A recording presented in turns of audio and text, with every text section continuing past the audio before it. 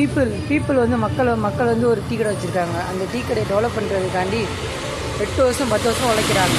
ஆனால் இந்த டீ கடை கொஞ்சம் கூட இல்லை. ஆளுகள் வந்து 8 வருஷமாக இருந்து இந்த கடைக்கு ஆளுகளே வரல. அப்படின்னா பார்த்துங்க எந்த லெவலில் இருக்குதுன்னு. அவங்க எவ்வளோ கஷ்டப்பட்டுருப்பாங்க, எவ்வளோ பாடுபட்டுருப்பாங்க. டீயை மெனக்கண்டு குவாலிட்டியான டீ வேறு கொடுத்துருக்காங்க. ஆனால் அந்த கடை ஓடவே இல்லை.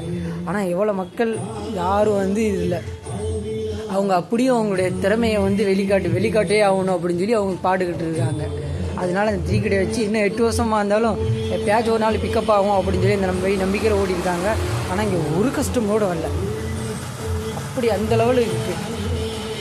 இதில் என்ன பிரச்சனை அப்படின்னா, இந்த டீ கடை இந்த இலக்க வச்சு பிரச்சனையா, மக்களுக்கு பிடிக்கலையா அப்படின்னு தெரியல. அதனால் நம்ம வைக்கிற பொறுத்து டிசிஷனை மாற்றிக்கொள்ளணும், எண்ணத்தையும் மாற்றிக்கொள்ளணும், தேவைக்கு ஏற்ப நம்மளும் மாறிக்கிறணும். அதுதான் நிரந்தரம்.